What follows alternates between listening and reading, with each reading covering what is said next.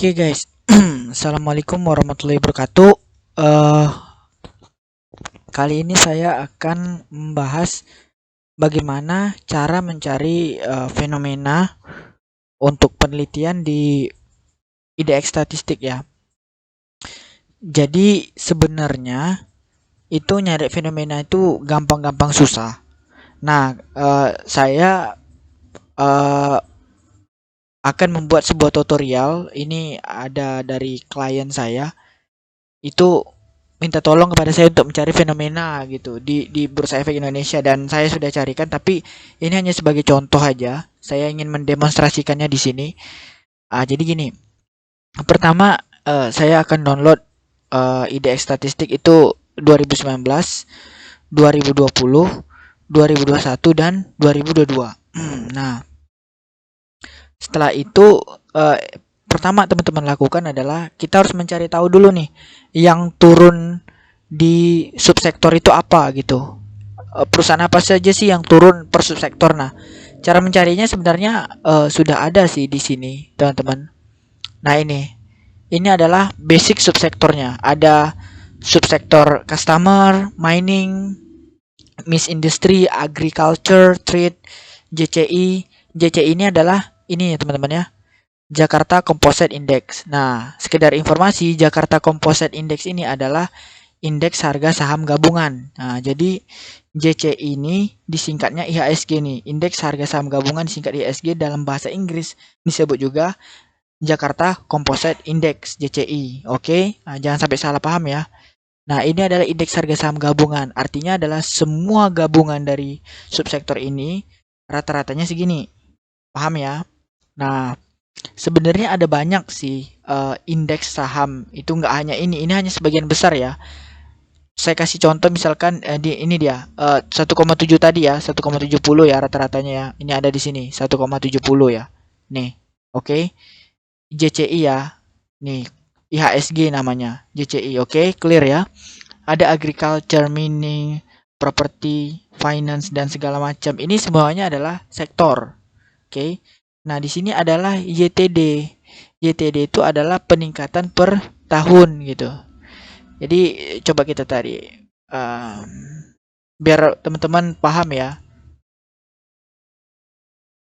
Ini YTD itu adalah year to date. Konsep waktu yang dihitung dari 1 Januari sampai sampai tahun terkini, maksudnya sampai tanggal 30 Desember. Nah, jadi ini sampai tanggal 1 tahun ya, years ini. Jadi 1 tahun gitu. Nah, ini ada banyak teman-teman. Nah, ini peningkatannya adalah persentase. Nah, oke, kita langsung aja. Nah, teman-teman nanti cari ya. Dari 2020 ada di sini. Terus di 2000, nah ini ya. Ini dia gambar teman-teman. 2021 juga ada. Terus, nah ini ya. Nah, ini ada 2002, ini juga ada. 2022 juga ada teman-teman. Nah, ini. Cuman kita perlu perhatikan bahwa eh ternyata di tahun 2021 dan 2020 itu ada perbedaan indeks, maksudnya sektor. Ada pembaruan sektor. Maka sebenarnya tidak semua sektor ini, misalkan teman-teman penelitiannya dari tahun 2019 sampai 2022, maka teman-teman tidak bisa mengambil data seperti trade, mining, agriculture. Kenapa? Karena di sini tidak ada, karena dia sudah penggabungan. Nah, ini agak sedikit tricky, sulit. Maka cara satu yang kita lakukan adalah dengan mengambil sektor-sektor yang memang ada di dalam ini, teman-teman. Nah, saya sebenarnya udah mencari tadi, saya udah punya beberapa. Ini saya contohkan aja, ini ada nih teman-teman kayak sektor ISG tadi ya, property, finance dan infrastruktur, yang mungkin ada dari tahun 2019, 2020, 2021 dan 2022. Nah, saya langsung masukkan angkanya aja. Misalkan di tahun 2021 12,54 untuk properti dan JCI-nya 1,0. Nah, ini sudah saya masukin ya, properti, finance juga. Teman-teman nanti masukin 15,22. Nah, infrastruktur juga. Di sini ada infrastruktur juga ya. Nah, Nah, teman-teman cari sampai di sini, teman-teman masukin. Tapi ketiganya tadi tuh udah saya rangkum, hanya ada 3 yang tetap. Selebihnya tuh sektornya tuh sudah berubah. Nah, teman-teman cari sendiri, buat sendiri. Ini ada propertinya, ada finance-nya, ada infrastrukturnya, dan ada JCI-nya. Oke, ini sudah saya buat. Nah, setelah kita buat ini untuk memperbaguskan tampilan, maka kita buat adalah grafik. Nah, grafiknya adalah teman-teman cari di insert, terus chart, terus nah ini klik ini ya, kolom, klik ini, baru klik ini, baru nanti oke kan ya. Nah, kurang lebih seperti ini teman-teman. Nanti ada dia pengaturannya. Oke, saya delete dulu. Saya akan kasih contoh ya teman-teman ya. Ini saya delete. Saya smart chart ya. Saya ulang lagi dari awal ini. Oke ya.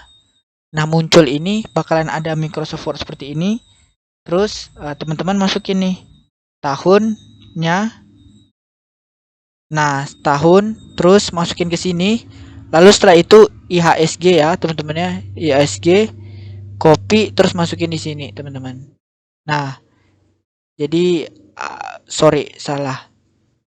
Ini salah ya, teman-teman, sorry ya. Jadi IHSG sampai ke sini, copy, terus masukin ya di sini. Nah, ini dia. Bakalan jadi seperti ini, teman-teman. Ya, nanti kasih ini tulisannya adalah sesuai yang teman-teman mau, misalkan pergerakan saham per subsektor dan segala macam ya. Sesuai yang tadi video sebelumnya, ada gambar sebelumnya, teman-teman coba putar dari awal kan, sebelum ini di pause, dikembalikan lagi, nanti ada namanya di sini tadi. Oke. Terus yang kedua, kita mau lihat dari nilai rasio. Nah, rasio tuh ada banyak, teman-teman. Ada rasio PBV, ada rasio ROA, ROE dan segala macam. Nah, kalau kita mau lebih gampang, ternyata di sini sudah ada disediakan banyak rasio. Nah, teman-teman pilih aja rasio. Nah, misalkan teman-teman mau kinerja keuangan, maka teman-teman ambil rasio ROA. Cuman rasio ROA di sini tidak diratakan, teman-teman. Ini ada rasio ROA, ROE, NPM, PBV, DER, dan EPS. Nah, teman-teman misalkan mau ngambil misalkan masalah di bidang hutang, misalkan DER, maka teman-teman ambil rata-rata dari DER gitu. PER juga boleh teman-teman ngambil dari PER atau PBV dan segala macam bisa. Nah, karena saya ingin mengambil kebetulan perusahaannya ini bermasalah di bidang rasio PER, PBV, price book value. Nah, kita cari ya. Rasio PBV ya. Nah, ini adalah rasio untuk membandingkan harga saham terhadap nilai buku.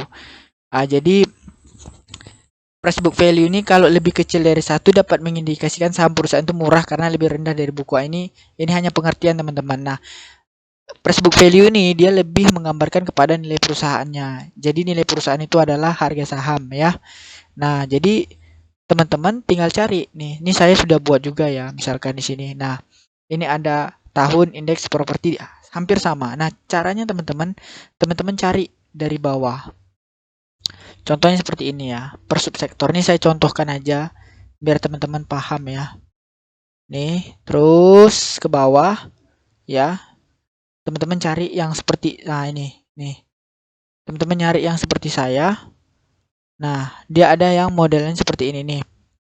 Nah, ini ada liability EBITDA nih, ya. Nah, teman-teman cari satu persatu. Contoh, saya contoh ini. IHSG nyarinya di mana sih? Ah, ternyata IHSG itu nyarinya paling bawah, teman-teman. Ini. Setelah paling bawah ini adalah IHSG nih. Nih, average PBV, rata-rata PBV. Berarti itu adalah rata-rata dari semuanya, dari subsektor.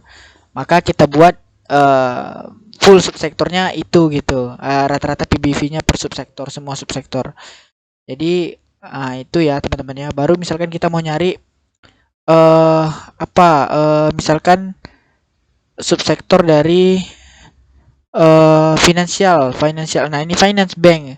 Nah, bank itu di PBV-nya itu adalah 2,56. Maka teman-teman buat 2019 adalah 2,56. Nah, ini teman-teman. Infrastruktur juga. Nah, kita cari lagi infrastruktur misalkan. Infrastruktur misalkan ini. Infrastruktur berapa? 2,34 ya. Ini ya. Nah, teman-teman buat lagi 2,34. Nah, teman-teman misalkan mau nyari lagi misalkan 2021 atau 2022 contoh. Misalkan ini 2022 financial misalkan 1,29 ya. Maka teman-teman buat di sini 1,29. Ini 2019 ya teman-teman ya. IDX-nya 2019 ya.